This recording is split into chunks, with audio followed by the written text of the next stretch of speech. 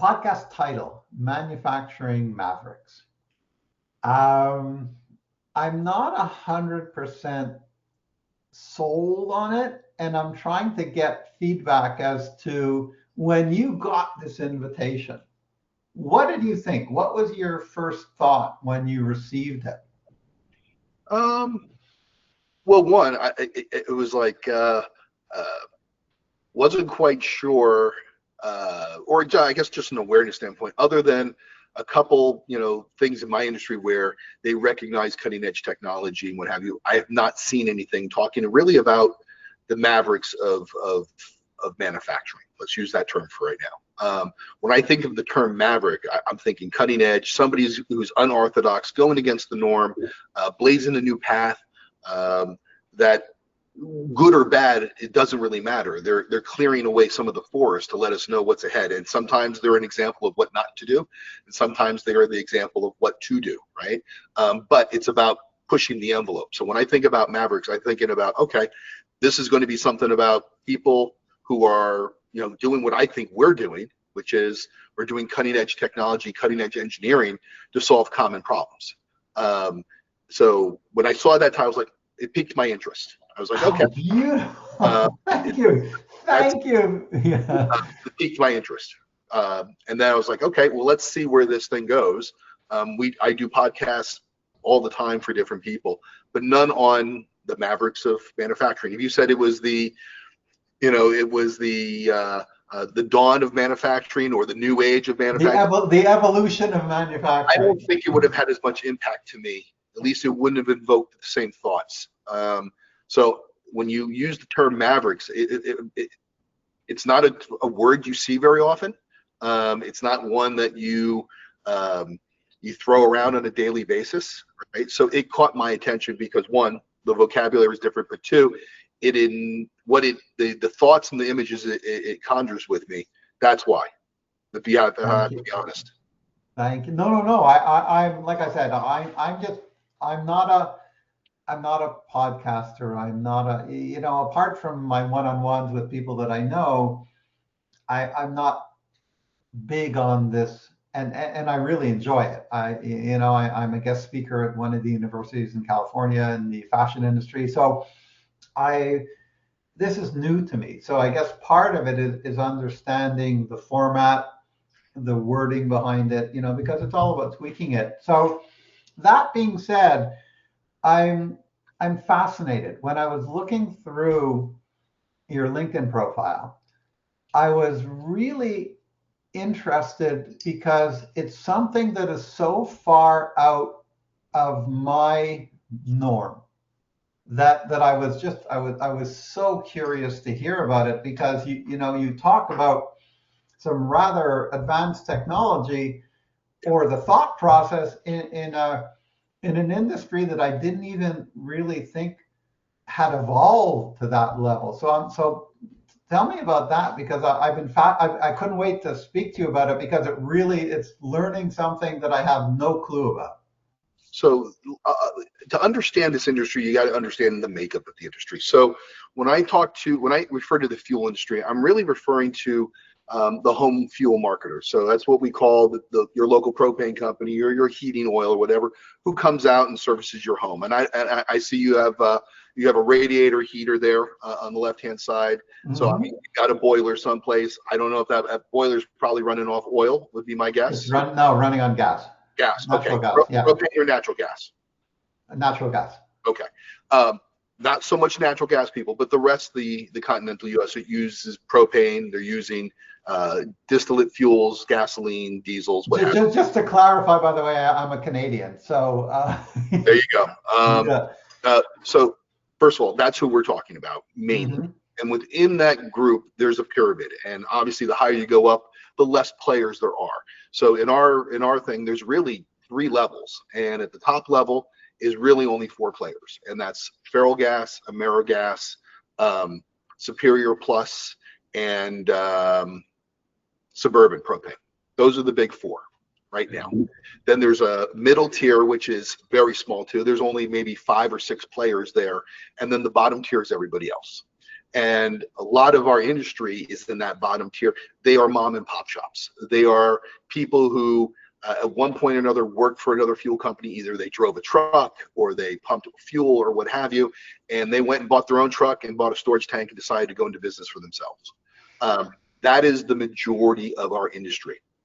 And therefore, a lot of that bigger band just kind of, it's, how would I say it? It's fallen behind because they've embraced this mental attitude of this is how we've always done it. This is how my father did it. This is how my grandfather did it. And that's how they train people. And they don't take the time to explain why they're doing the things they're doing. They're just telling them this is what you need to do, and this is when you need to do it. So then people just go out and so you go down a generation or two, and most of our customers in that industry are generational families. So therefore, they're just perpetuating the same things down the road.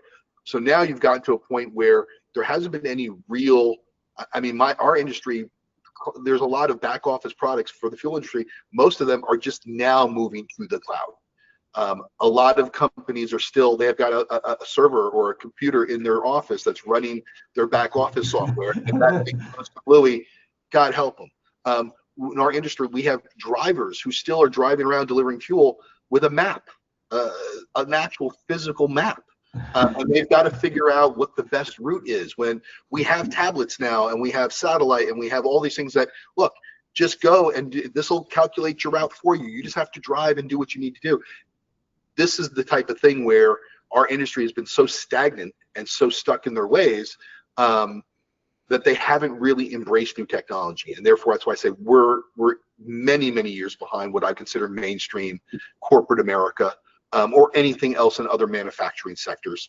And that's also evident by looking at the products that have come on the market in our industry in the last 10 years. They're all the same products. They've just put lipstick on a pig. They put a little feature here, or they changed the contour of the casing there, or whatever. They're not sitting and looking at the customer and saying, look, there's a problem here. Instead of me addressing what you think your problem is, allow me to do my research, look at what's happening in the industry, and I'm going to come up with a product to fix a problem that maybe you didn't even know you had, or one that you've just accepted as this is the cost of doing business. That is, that's what I call the Steve Jobs effect. Yeah. Is that literally it was tell them what they should have because they don't know it existed. And that is so important. I believe that, our industry very similar in that, is that they're relatively antiquated, although there is stuff out there. But when you were addressing the mom and pop shop, the way that I talk to some of our clientele, or I remember when we were bidding for a rather large contract, and we were a small player in a large contract. It was technology won. We had smarter technology than everybody else. It wasn't about the factory, the manufacturing plant. It wasn't about anything our size. It was that when it came to giving them what they needed to know, the information at their fingertips when they needed to know it, that's what won us the contract. So it's always one of the pitches that I give is that, like, dude, you have to pay attention to the fact that you may not be the biggest, but if you're going to be the best in your field, in your tier, you need to be the smartest in something. And technology gives you a winning hand every time. Our sales pitch is that the big players of that top tier, they will come into a small mom and pop area. And by the way, they don't have full coverage. They come and go, they sell things, they buy things. It's rather chaotic. But being a large corporate environment that those big players are, they come with, well, this works in Chicago, this is going to work somewhere in the backwoods of Alabama. It doesn't necessarily equate that way.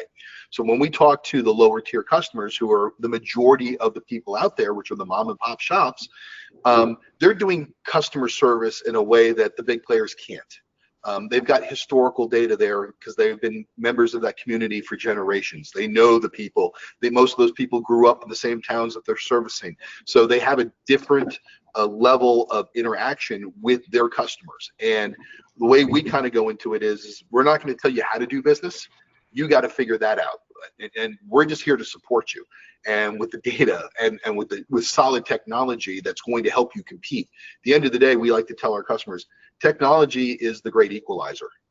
If you look at Amazon, big companies and small companies can both get equal billing, and they can both get to the same customers and have the same, flash and bang and marketing and branding also.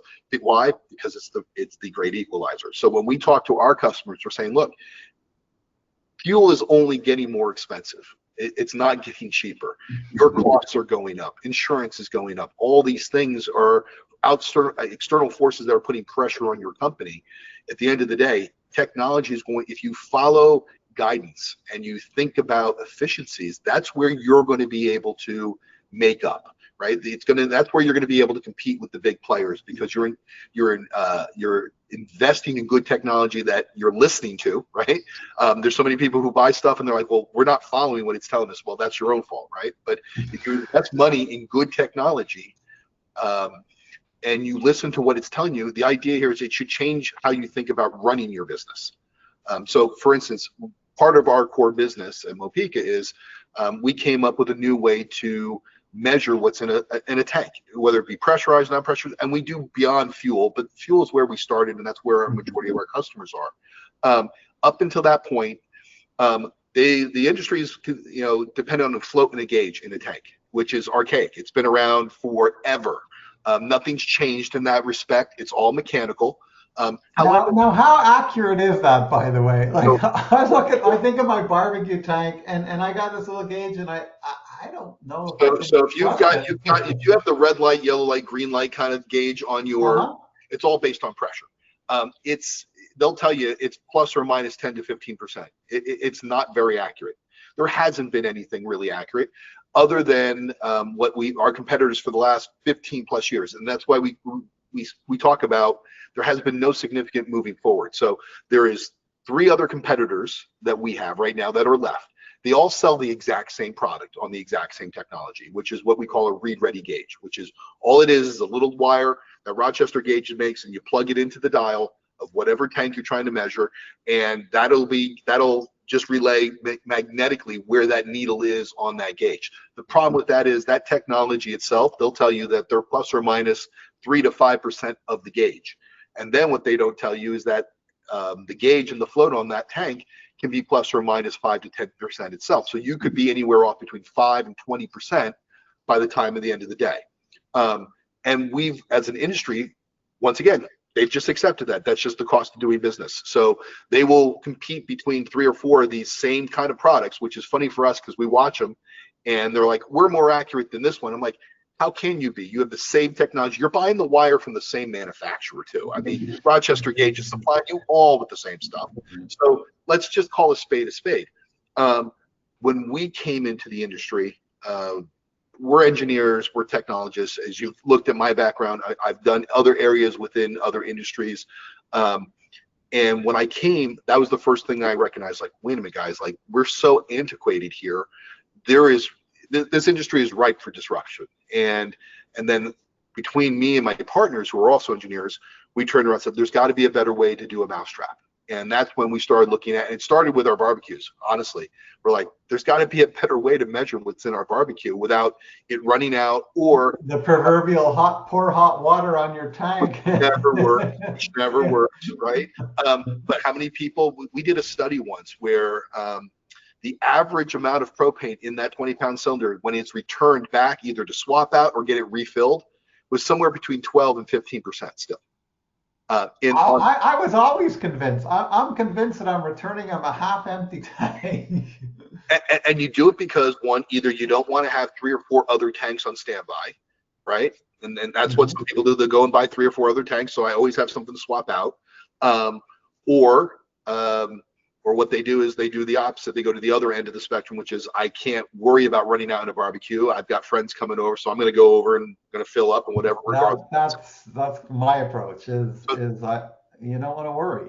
That was where we started with this, and we have 2 mechanical engineers and 1 electrical engineer on staff, and we just cranked our brains and we started thinking about different technologies. And we were like, we've used sonar in other industries, but it has been brought here, and we're like, God, this is great. So we developed our first puck, which is, about this size. I don't have one on my desk, but and it was just a runaway hit with the RV and marine industry and barbecue enthusiasts all over the world.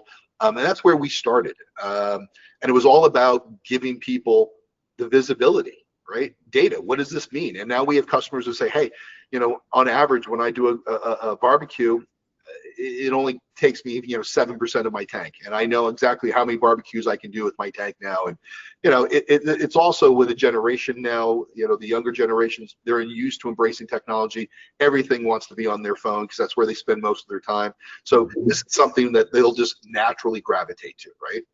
And then about 6 years ago, I had the thought of, guys, we need to bring this to a commercial level. We're helping all these barbecue owners and RVs and marine people, but this technology is no different than a smaller tank. Why can't we do bigger tanks? And with sonar, since we have no dependencies on a gauge or a float on a tank, which means we operate on tanks that either the gauge or float is broken or they don't have some. To replace a gauge and a float, you actually have to empty the tank, and you can never get it all out. So then when you break the seal, that gas under pressure will vaporize. You end up losing more money to swap out the gauge and the float than it costs you to buy the gauge and the float. That's the problem in our industry, but that's something that they've just come to expect. So when we came along and said, let's cut the cord, let's put our customers in control, but let's give them the accuracy that they need. Let's give them the amount of data they deserve. And our big analogy to our customers is you wouldn't buy stock on the stock price from a week ago. You'd want to know the stock price 3 seconds ago before you make a decision. You're not buying a house on 3 years ago's estimates. You want to buy it on this year, this estimate today. So why are you making decisions on old or inaccurate data? So when we came to the market, it was very quickly, we were met with some skepticism because it was new technology and it was like something new. No one's seen anything like this in 15 plus years, a new product entering the market space. So it took a while for people to fully understand it, embrace what we were selling. From a hardware perspective, from a software and data perspective, our competitors, they charge you whatever they charge you, and you get one read a day of how much fuel's in that tank. We give you unlimited. Go nuts. You want every 15 minutes, go every 15 minutes. And we tell our customers, one data point may be enough per day to figure out when you need to deliver to that customer. But it's not enough to troubleshoot in a good way very quickly. It's not enough to understand your customers' habits when they change and be able to pivot properly, because at the end of the day, it's about efficiencies. If you have wasted deliveries or you're not dropping enough fuel when you go, believe it or not, the average price to put a truck and a driver in a driveway is $85 before they've even pumped gallon one of whatever fuel it is. And if you went on vacation and I didn't know about it and I show up and I'm not pumping enough fuel to cover my costs for coming out here, they've accepted that as cost. That's just part of doing cost of doing business. Yeah. We're like, it doesn't need to be. So the idea here is if we can give data to our tons of data points. If all these data points are telling you one thing and we have all these data points, chances are the thing we're telling you is true, right? That goes back to that believability and confidence level and listening to the technology that's giving you this data, right? How do you trust it? And that's through education. But that's where we differentiate ourselves from our competitors. The other part is our competitors a lot of time outsource their manufacturing. We actually may be the only one in our industry, sensor manufacturer in the fuel industry, where we do our own manufacturing. We control the quality from beginning to end. We as engineers think a little bit differently, and this is when I put my engineering hat on versus my sales hat, right? The sales hat would be I want the product to be as cheap as I can so I can increase my margins and make as much money as I can. But the engineering side of it is, look, I want to put a quality product out there, and I think if I put a quality product out there, people will pay more for it. I also believe that you get what you pay for. If it's super cheap, buyer beware.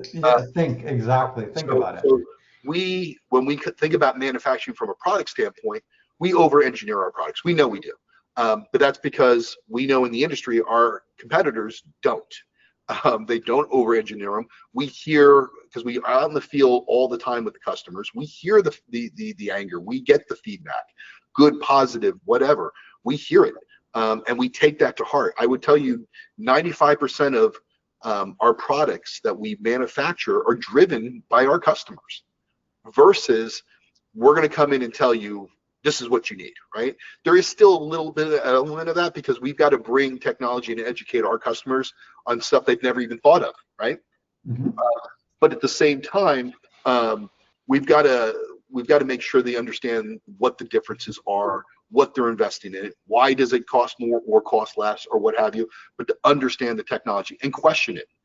Give us the feedback. We force our customers on the regular to fill back feedback forms on our hardware and our software. Everybody in our company, from the receptionist to the accountant, everybody does 60 days in the field every single year. Because I want them to hear the customers. I want them to meet the customers. I want them to see what they're doing and how it connects downstream or upstream to their customers, so they know what role they play in the company versus, hey, I just answer phones and welcome people to the door. No, you do more than that, and you're a piece of a bigger machine. So that's how we kind of think about stuff. But from an engineering perspective, it's different. Most of our competitors were people from the fuel industry who had a great idea, who are trying to learn to be engineers and try to do manufacturing. And what they do is they outsource it, right? Because they can't do it. Some of them are hiring internally for software, but the hardware, they're outsourcing. And they're trusting somebody else to be able to tell them this is a good quality, this is the level, this is whatever it is. When in the end of the day, if I'm being hired outsourced, you're telling me here's my requirements, I'm just going to build you what you tell me. I'm not thinking about what your problems are. I'm just being hired to do a job, right? Versus my engineers are invested because they know, right? Like they see the customers, they hear the customers, they understand the impact that they make, right? So I think it's just a different mindset in our industry, and that's why we're seen kind of as bucking the trend. Everybody, who's seen our technology has said, wow, this is great. Why haven't we had this before?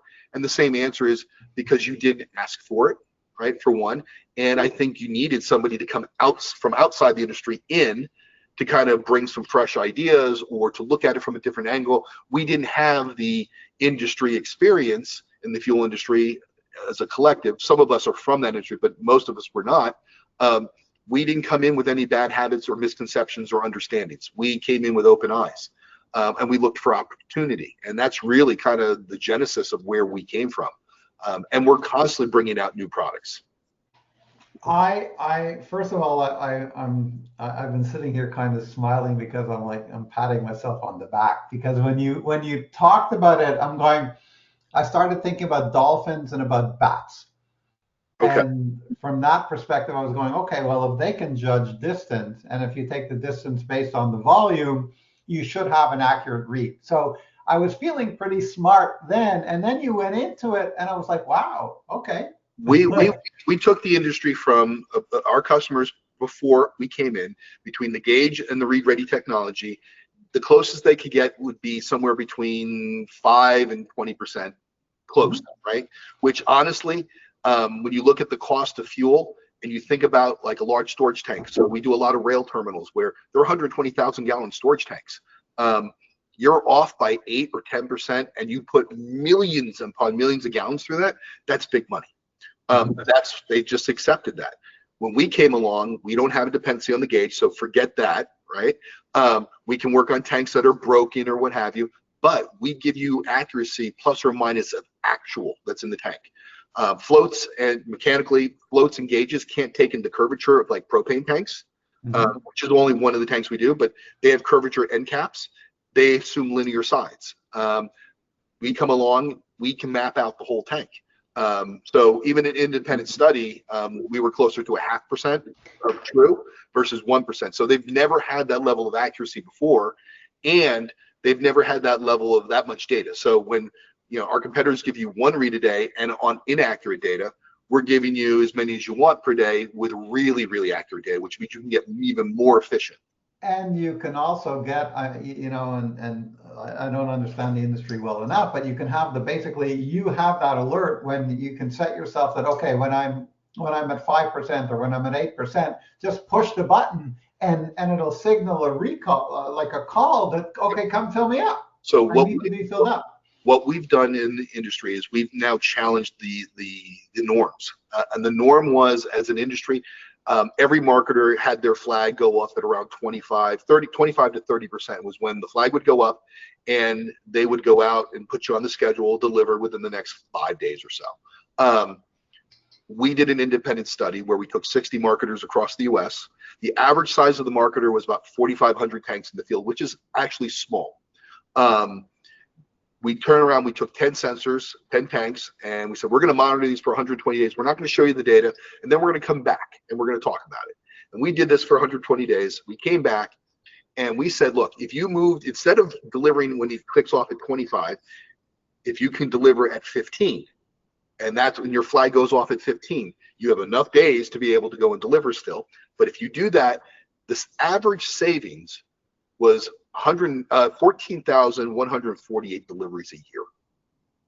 And that means you're only coming out when you need to, when that trigger gets triggered. Up till now, it's like, hey, you're the first Tuesday of every month. You're on my route. I run that route first Tuesday of every month, regardless. And I'm going to stop off at a million different places to drop off 10 gallons here and 20 gallons here. And the adage was, if my truck goes out full and comes back empty, that's a win. And we're saying, no, you're losing money. So what we advocate is just-in-time delivery, dynamic routing, and you only go out when you need to. And so then we would say to those marketers, saying, if you had an extra 14,000 deliveries a year, what would you do? Or we said, what does it cost to put a driver in a truck in the driveway? Multiply that by 14,000 and change. How much hard cash are you now saving? Or do you increase your business without increasing your business overhead? What would you do with another 14,000 delivery? How many more customers can you bring on and handle without added costs? Or do you take a truck and a driver off the road? Well, now you're saving even more money. It's insurance, it's mechanics, it's all these things. But this is the industry where they've been doing it a certain way for so long, and a lot of our people in our industry are not they're not analytics people, they're not statistics people, to sit there and say, hey, do you know what a KPI is? Most of my customers don't know what a KPI is. So when you say things like, can you tell me what your ideal drop percentage is? They look at you like you're from Mars. So what we try to do is say, if we can bring cutting edge technology that takes that data and turns it into knowledge, and I think those are two different categories, to be clear. Data by itself is wonderful, but knowledge is really the actionable part of that data. If we can take that and help our customers overcome their shortcomings, to help them run their businesses better, make better decisions, that's what we're driving. Okay, so I love the attitude that you've taken. Two, we've always done it this way, is the 7 deadly sins. What I am curious about is the hardware itself. How would it fit? Like how would you retrofit it, or how would you fit it into a tank? Like, how do you go about the actual hardware itself? Our sensors, so once again, we over-engineer our products. So there's classifications for electronics that work in hazardous areas, and to be able to work inside a tank. So if we were going to build something that was actually inside the tank, it would be what we call Class 1 Div 1, Classification 1 Division 1, which means that it can't produce enough electricity or spark to ignite gas or a fluid actually when you're in contact with it. Anything outside of the tank is Class 1 Div 2. Our sensors are all outside the tank, but yet we're still Class 1 Div 1. We over-engineer. So what it does is it's a little puck. As a matter of fact, do I have one here? I do. So you can get an idea of size. Let's see here. That puck. I actually do have this one. Where's my? Maybe not. So what it is it's a puck about this size. You've seen it on our website. It's about this big. It's about that thin. It's very thin. And what we do is we put a little dielectric grease on the sonar pad. It's got 2 50-pound magnets on it. And what we do is we push it up against the bottom of the tank, and we're measuring. It's got a electronic gimbal in it. So our installer, when you install it, you can see how level the sensor is, because we want the sonar signal to go straight up and come straight back. But sonar is a very forgiving piece of technology. So it's a cone. So it means the further it travels, the wider it spreads. And our secret sauce to this is really, how do we weed out all the background noise? Because obviously the signal at the far end of that cone is going to hit the top of whatever commodity it is, propane or diesel, whatever, and it's going to bounce around and bounce back, right? How do we weed that out? That's where our secret sauce is. But because we know the density of propane and all these fuels, they're constant densities. So they don't fluctuate unless you start mixing products like butane and propane, right? But that doesn't happen very often here in the States. So when knowing that, that's how we can get the accuracy. So we make it very, very easy. The installation for us is usually around 60 seconds. And we've made it so easy, anybody can do it. And that's the idea. Everything that we've done has been based on feedback from customers who've struggled with our competitors. Before we even got into the industry, it was a lot of, we're dependent on them for batteries. It's custom batteries. We're dependent on them for maintenance or configurations, whatever. And at the end of the day, there's that mindset of like, the stickier that relationship is between the vendor and the customer, the better it is. It's not. At the end of the day, I will, there's customers we will lose it doesn't make sense. It's just the way it is. They like something else. And that's, I talked about that before, versus vanilla versus chocolate. We have our preferences. However, most people look at the technology and at first they get a little scared. They're like, okay, this is magic. And then when they start understanding how it actually works and we take the time to educate people, then they're like, wow, that's really smart. So all this really is it's a disc with some magnets, and you slap it on, and it measures the volume that is in there rather than the volume that is missing. That's correct. Yeah. So, and because of the accuracy of this, and because it does map the tank, we're getting the curvature of that stuff. That's where we get our accuracy from.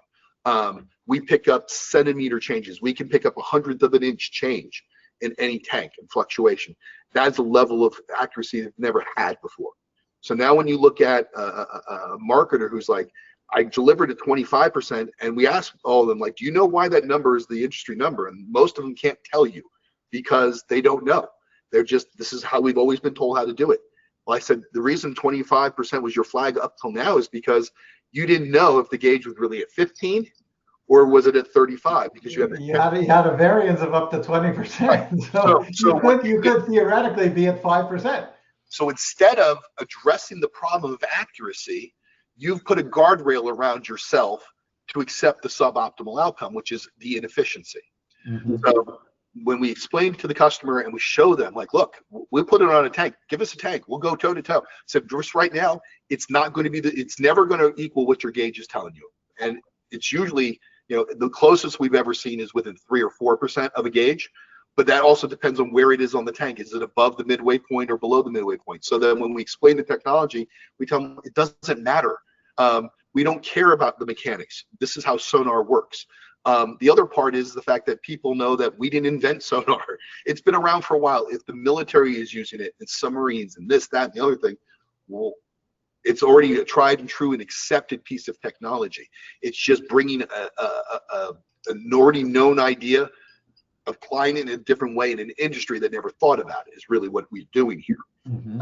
But the idea here is it's got to be easy. So in the past, our competitor stuff, you needed a technician on your staff to install these things. You needed, because you were touching the gauge, you were doing all things. You had to call them for batteries. There was so much dependency on the vendor itself. We cut the cable. Our sensors are designed to run off Energizer lithium-ion batteries. We get the same battery usage that our competitors do, and their units they're big. They've got big cell batteries in there. We're like, it blows our mind in this day and age. If you know how to do engineering well, and you get the right people who understand power consumption and how to get the most out of low voltage technology that's out there, and then bring those pieces together, you can make a piece of cutting edge technology that doesn't fill a room like a supercomputer, but at the same time, it's also cost competitive. We're pretty much the same cost as our competitors. In some cases, we're even cheaper. Why? Because we do our own engineering. We do our own manufacturing. We control the quality from beginning to end. Once again, we over-engineer our products because we don't want them to come back, right? So when we think about how we design and how we manufacture, we keep a lot of these filters, in front of us as we think about when we design or when we build a new product or what have you. These things are just constant to our DNA. I think that what fascinates me is and this matters a lot, is you have industries, and we both come from common issues where we're years behind cutting edge, and you apply it. Where do you feel, and I always look at it from, I'll call it from the educator side. How would you encourage, and I'll say your competitors, how would you encourage people that are locked into old world thinking to change their mindset? So it's a great question, and we get it constantly. So I do a lot of panels about technology in general, not specific to necessarily our product, but sometimes it is related, but sometimes it's not. What I tell customers who are in that mindset is we talk about the competitive edge, and usually I will tell you 9 times out of 10 we start with how long have you been in business and how long have you been in this area, and that usually starts laying the groundwork for the rest of the conversation. I'm looking for customers who turn around and say, we've been here forever. I inherited this company from my dad. My dad inherited from my grandfather. We're a generational company, blah, blah, blah, blah, blah. Great. I look forward to those conversations because you're making my argument easier. When I turn around and I know that, we start talking about, I bet you guys do great customer service. And I've heard some stories where marketers will turn around like, yeah, this guy didn't have the money, so he came over and dropped off 50 pounds of steaks, and he took that as payment. I had one story where a guy gave him a car, or a mowing tractor. Like, there are people out there still doing barter system business. The point there is that if they have that kind of relationship with their customers, now we start talking about technology. Now we start saying, well, who's competing with you? And one of the big four is always in every single person's backyard. One of those four is there. So nobody's there competing by themselves. So when you talk about the big four coming in, I already know that what they pay for gas and what you pay for gas is two different things. They buy nationwide. Their cost of gas is so much cheaper than yours. How can you compete? And that comes down to, well, I do business. I know the customers. Customers know me. I will do business. Customers will do business with people that they like, even if the cost is more expensive. Right?